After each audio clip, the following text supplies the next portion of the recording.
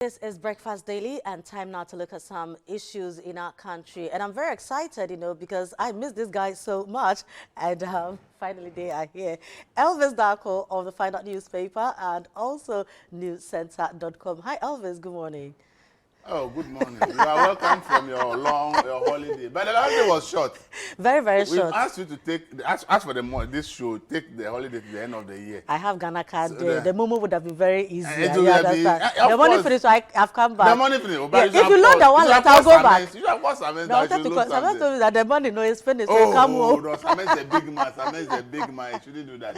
Of course, he should send plenty. He's listening. He should send plenty. No, I'm champion on yourself because Nana so, sir, you have been duly informed.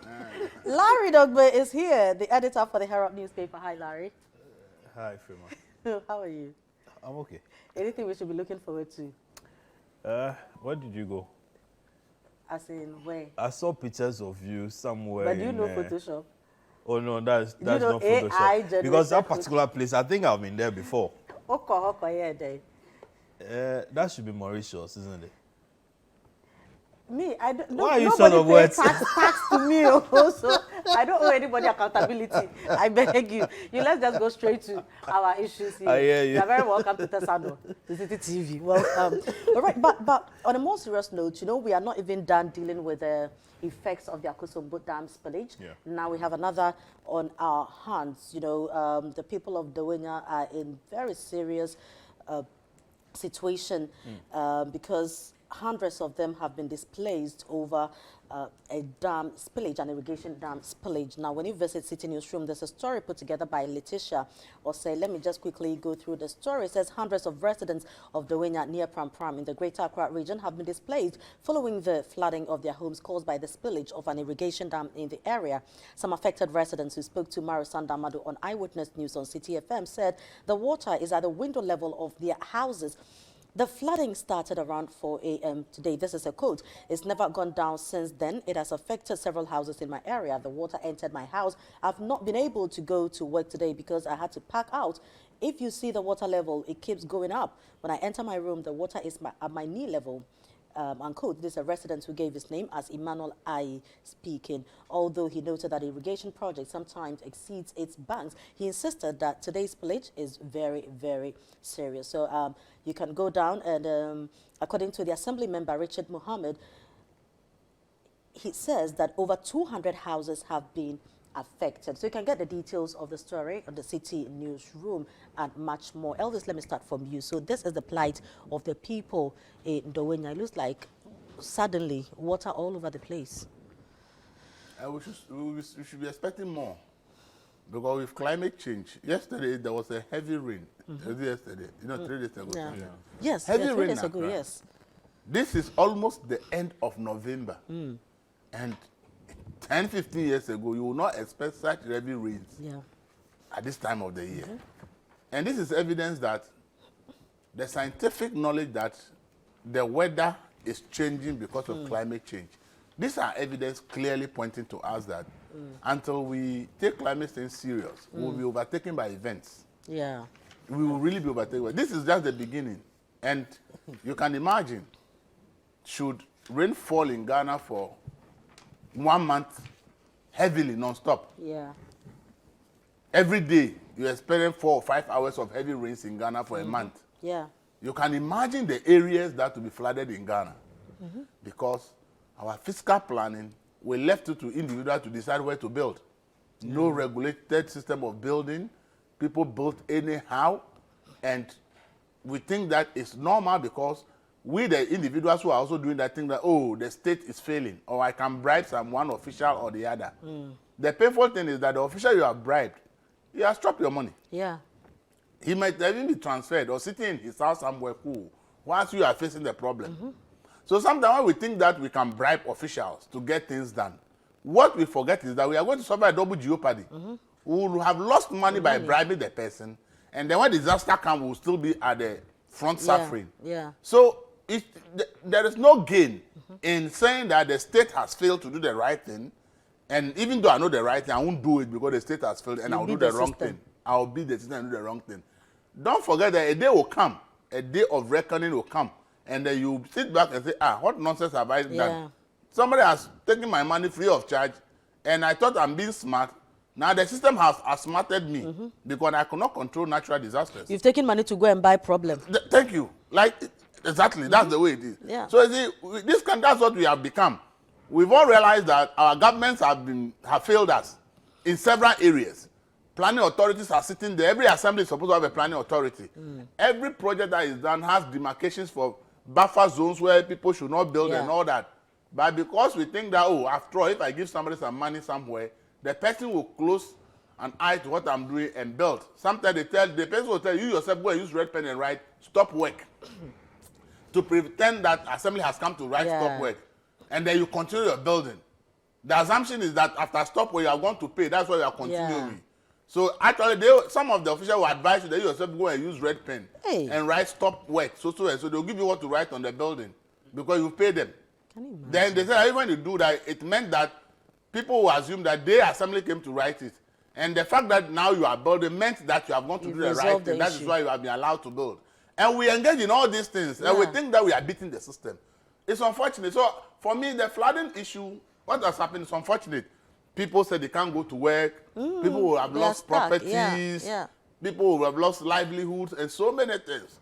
It's unfortunate. I don't know how an irrigation dam has been able to cause this damage. So, you know, according to the scheme manager for the Dawhenya Dam project, Samuel Tete, he says that the dam is structured in a way that it spills excess water by itself. So the heavy rains that we are receiving means that we are at the mercy of nature. So if it spills down water by itself, where does the spilled water go? And what has been the plan? Exactly. I expect him to say that, oh, based on the way the dam is designed, to spill water by itself, probably these areas have been created as buffer zones where the water, when it spills, it should go, and therefore people were not supposed to start. But he didn't give that information. Because if a dam spills by itself, then there should be a plan where that water that is spilling should go to. So a quote here says, the dam is built in such a way that when the water rises, it spills on its own, which has been happening over the years. But this morning, what happened is from another stream that flows every 2 to 3 years. This stream comes from the Shire Hills area, adding to the dam stream and causing the flood, not from the main dam. Yes, the dam is still spilling. Normally, depending on the rainfall at the upstream in the Dodowa areas, it can flood for about 2 to 3 days. We are not responsible for the dam. Is the dam manager is not responsible for the dam? How can that say that he's not responsible for that? So he says this comes on the back of the spillage of the Akosombo Dam, which displaced over 30,000 persons who That's how we know it's 39,000. The point I'm making is that if the dam manager knows that this thing happens every 2 or 3 years, so what he's trying to say is what interventions have been put in place? So according to him, when the dam water comes, it's not this serious, but now other factors he have says joined. that the other factors happen every 2 or 3 years where the other rivers come in. So it's not new. So if you're a dam manager and you're aware of this information, human beings are living around. So if this information is known to you for all this while, the question, what did they do? Okay, because he's saying that every 2 or 3 years, these streams come in for heavy. Because he says that the normal spillage is not heavy, so it doesn't cause this kind of damage. But then every 3 or 4 years, the water from Shire Hills and other places come in, and that they experience this. So it means that it's not anything new to them. The question is, as an authority paid by public money, what have you done? What advice have you given? What systems have you put in place to make sure that in the event of something like this, the people around will be safe? See, people should not be... See, it is in this country that people in authority will be saying, government should do this. People who have been appointed... And you ask yourself, who is the government? Then you ask who is the government. You are the appointed government to solve the problem of the people. Then here the appointee saying that government should do this to solve this problem. We've written to government. I have said that any official that has said that should be sacked from office. Because he doesn't know what he's doing in the office. Because you are the one put there. You are the government. We, the people, have put you there as the government to work on our behalf. And then now you are telling us that government should do something. Who is the government then? Are we the ordinary private citizens the government? The answer is no. So you see, it's painful that officials paid by taxpayers' money know things like this, and they are not able to say that these structures have been instituted to make sure that in the event of this kind of disaster, the effect on the people is limited. It's sad. Because what he said, unfortunately, I would say that he has not done a good job. Because he's not told us if he has made recommendations as to what should be done is not been done, I think you should be able to say it in the story. But with the benefit of hindsight, probably something has been recommended and has not been done. I don't know. But I think that with what he said, it means that they are aware of this thing, that it happens 3-4 years, this heavy flows come.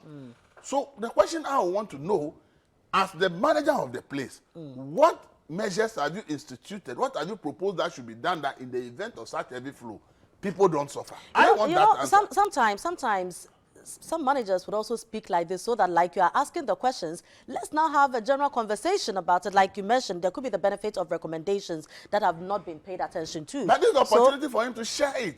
So that if we have to we are in early days yet, so now then we've got exactly. So we are in early days now, so we are asking the questions, and I'm sure we'll all get to know. This is what they do. By the time we are asking the question, before we get to the top, the question is curtailed somewhere. Some issue appear, and that's the end.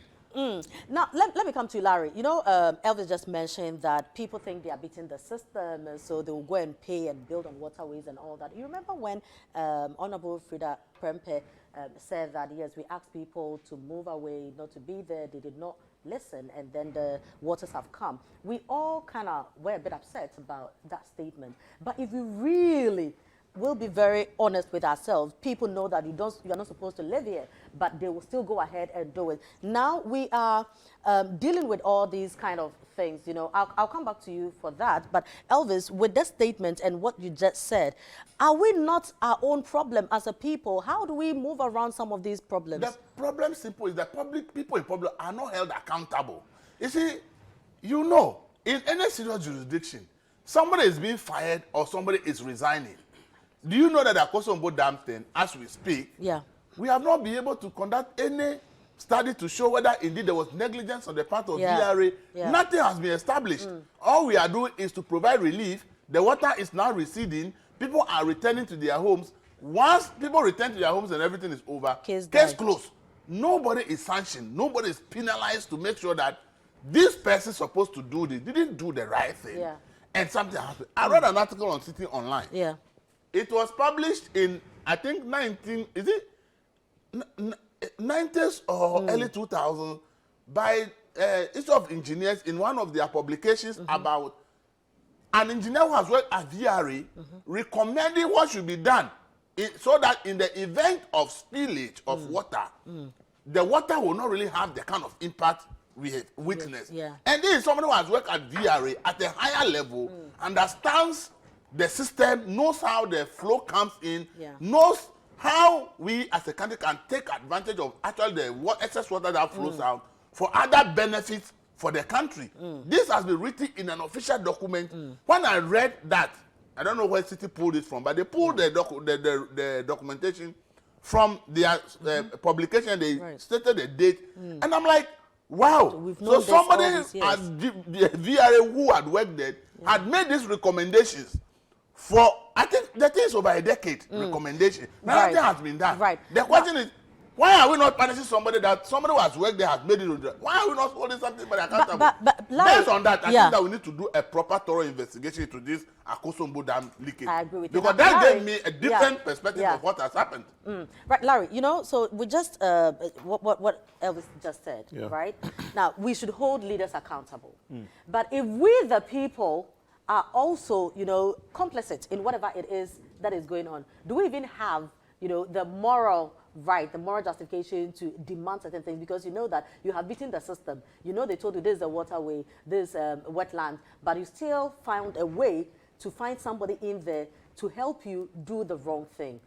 Are we not the engineers of all the problems that we are facing? Citizens, leaders alike, all of us.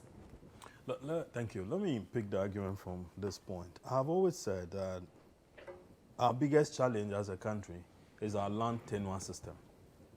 You get it? So I don't see a need. My family owns the land. It's a land that has, you know, belonged to my family from generation to generation. And so I don't see why you, as a regulator, should come and tell me that, no, I can't build here and that I should build at the other end. That is one.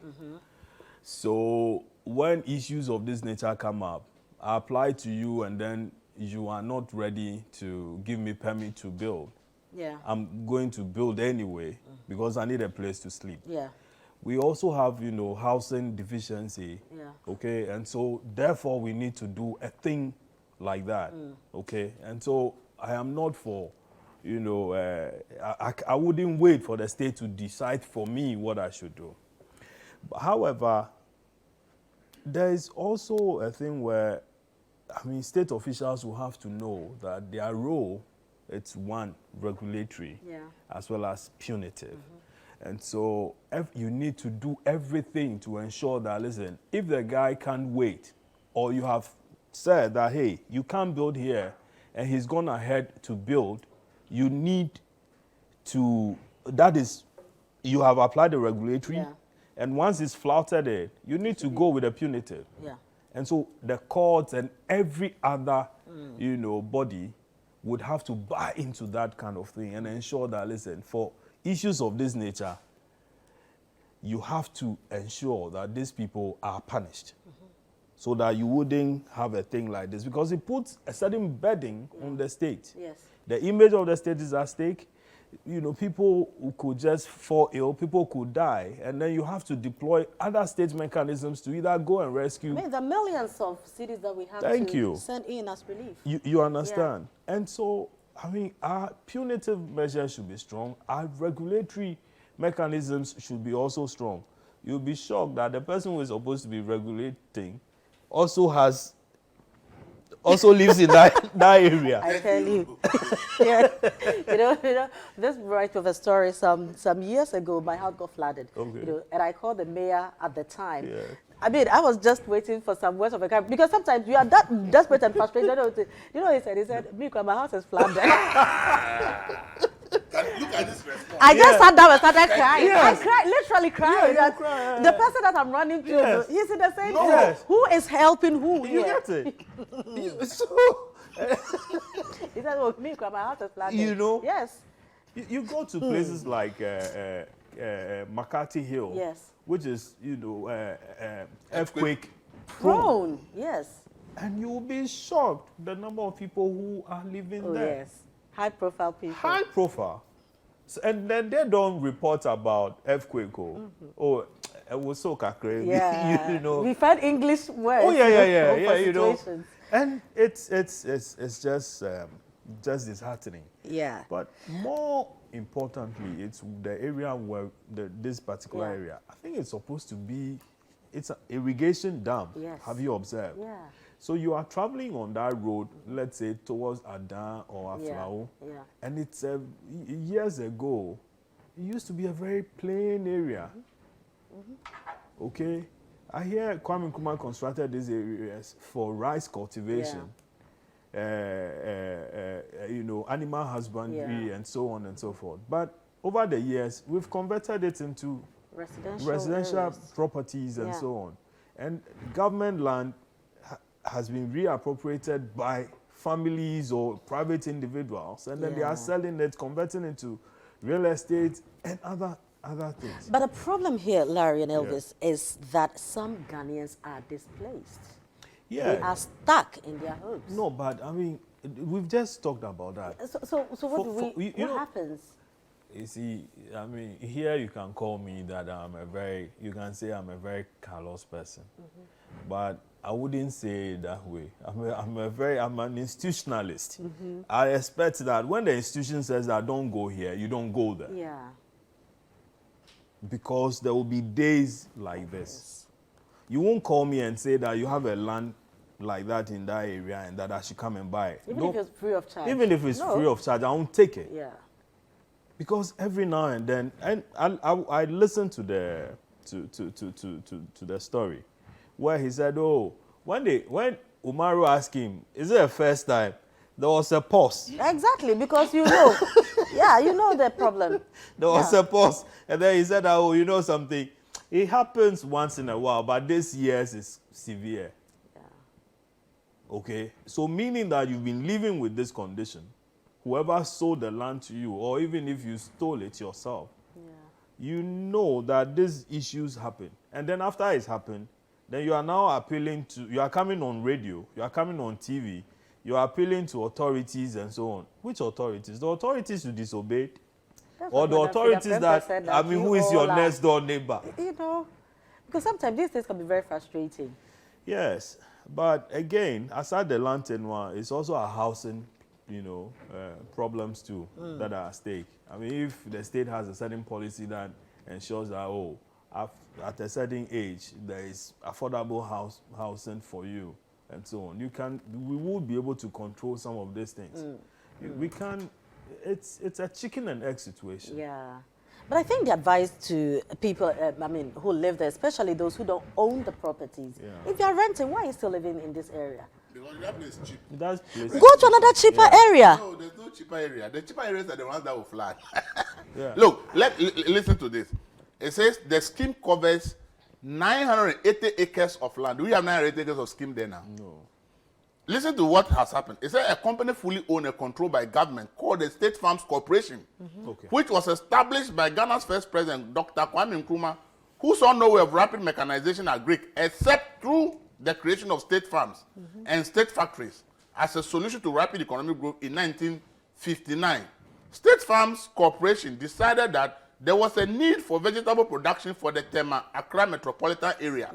Construction works in the property started in 1975 and ended in 78 under Kutua Champon's regime. You see, so the whole place, and the state compulsorily acquired the land through an executive instrument, EI 132 of 1977, and has since remained a state land.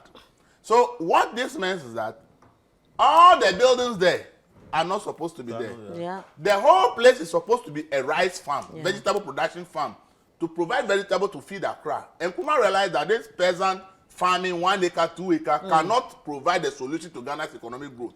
So he started to set up large state farms. So he created the State Farm Corporation. And the Dawhenya area was composed 980 acres of land acquired by Kwame Nkrumah for that purpose. Yeah. Nkrumah was overthrown.